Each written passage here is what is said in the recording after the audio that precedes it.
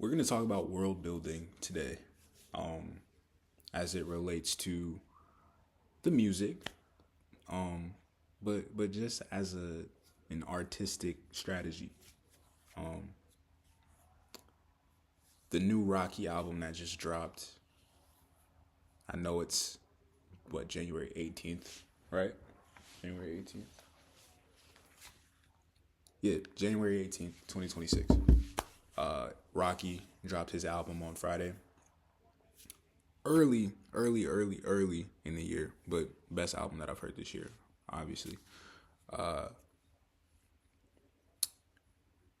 One thing that I've always respected about ASAP Rocky is his ability to create an experience within his music. Not just like an auditory experience. Like, yeah, of course the music itself is avant-garde. It's unique, but it's the things that give context to the music. It's the stories behind the music. It's the intentionality behind the music. And I hate the word intentionality. It's become like one of my least favorite buzzwords that you hear from like internet creators and influencers and stuff. But I respect it a lot. I respect it a lot. I think specifically the last two albums that he's put out, you can tell there was a lot of effort and detail put into building the context or filling out the context behind the music and around the music. And I didn't really realize how influenced by Rocky I was until I went and I listened to At Long Last ASAP. I went and I listened to that last night, really. Um, and it just had me thinking like,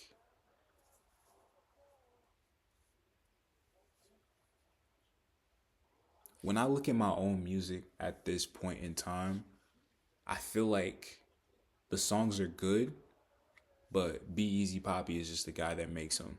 He's just the guy that makes the songs. It's not necessarily a Be Easy Poppy song. It's just that this is the name of the artist that made this song.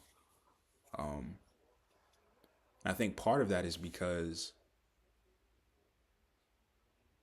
I figured out how to remain largely impersonal in my music while also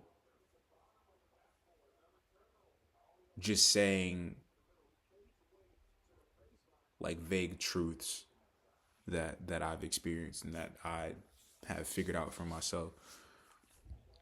That's cool, but a lot of artists do that. The best artists don't do that though, and that ultimately is my goal. I had a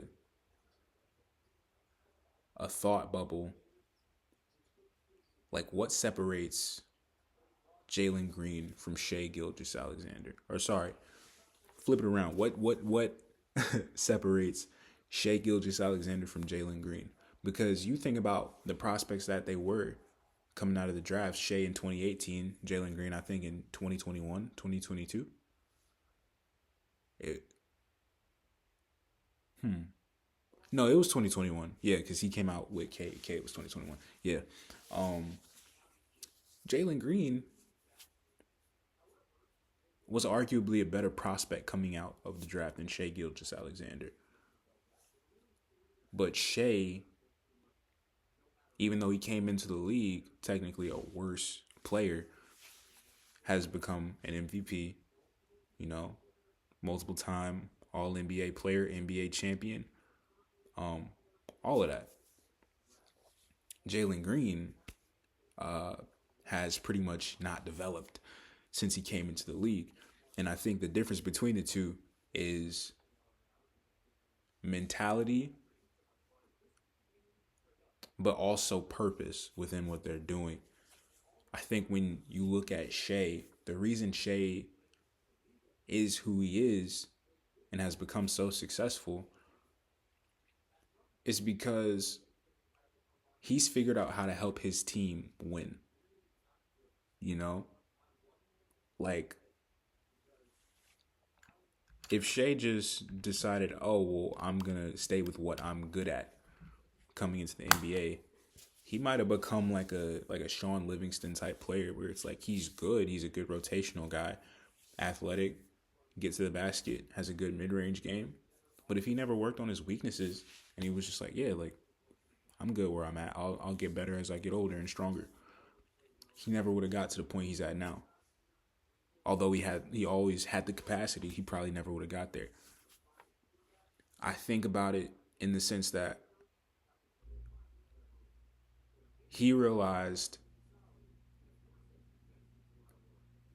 I can become a machine. I can become a weapon. I have all the tools available to be great. And me being great is not only going to help me down the line, but whoever shares the same view that I can be great and, gives me the chance to be great, I'm going to reward them. And that's what it was with the OKC Thunder. The Clippers traded him after his rookie season. I don't even think OKC knew what they were getting, right? But they got a guy who had the potential to become, you know, the best two guard in the NBA. And that's what they got. But I think his mentality has always been like, man, I know I'm nice, but I could always be nicer. I could always be better. I want to explore my full potential, right? And in turn, he had a really good team around him, and he figured out that he could go further being a great winning player than just being a great individual player. Versus Jalen Green, like I always think back to this clip at the end of his rookie season. I think it was like after the last game of his rookie season, but they were like, "Hey, so like Jalen Green, what did you learn the most from your rookie season in the NBA?" And his response was, "I'm a bucket." That was his biggest takeaway, that he's a bucket. Um, and yeah, he is a bucket. Jalen Green is one of the what I'm saying, most fun players to watch in the NBA when he's good. That run that he went on at the end of last season, at the end of the 2025 season, 2024 season. Yeah, it was 2024 because the Rockets didn't make the playoffs, but they were like kind of in it at the end, and he was like averaging 35 or something for the last like 7 games of the season. I don't quite know the full logistics of it, the full numbers of it, but that's besides the point. Jalen Green has struggled to fit in. Sorry, no. Let me backtrack. Jalen Green is a very talented player, even to this day. I think he's what, 23. He's because he's born the same year as me, so 23. Very talented player. He can still be a really good player. He has time to develop. I would be surprised if this is the best that he's ever going to be. But it's the mentality. Last year, the Rockets make the playoffs. They're the 2 seed in the West, and you see it in real time. Like, he's good, he's talented, he can score, but he doesn't play a team game. He plays a very me first brand of basketball, and that just doesn't get you to that level of stardom, that Shea level of stardom, the Anthony Edwards level of stardom. These guys, all the superstars that you see, like at the very top of the league, like they're great individual players, but they use their ability to make their team better. And I think as it relates to me as an artist, my approach this entire time, um,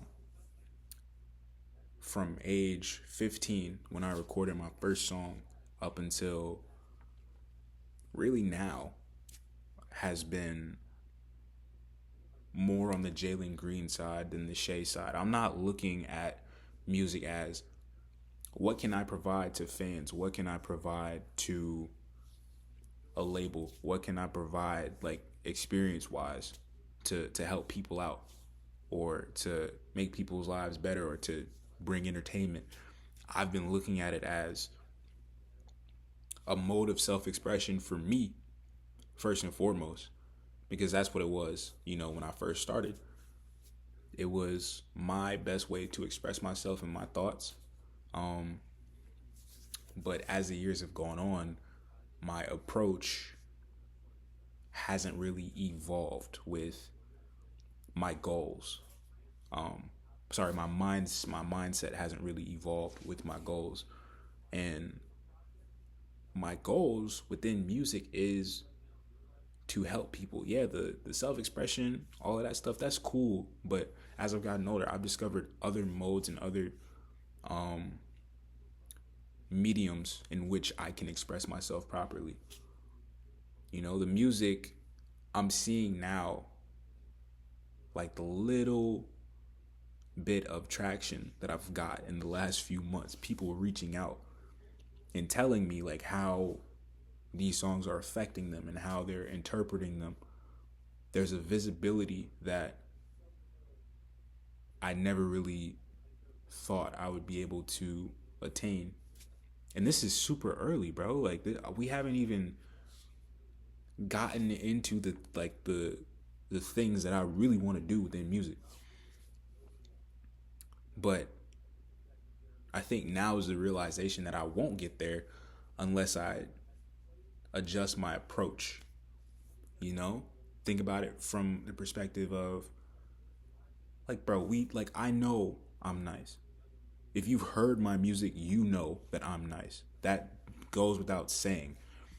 What am I providing within my music? What is the context around it? What is the world around it? You know? Like I said, I feel like for all this time, I've been the guy just making these songs. These aren't Be Easy Poppy songs. They're songs made by Be Easy Poppy. If that nuance doesn't really make sense, maybe it doesn't. I don't know. It makes sense in my head, but like that's just how I think about it. And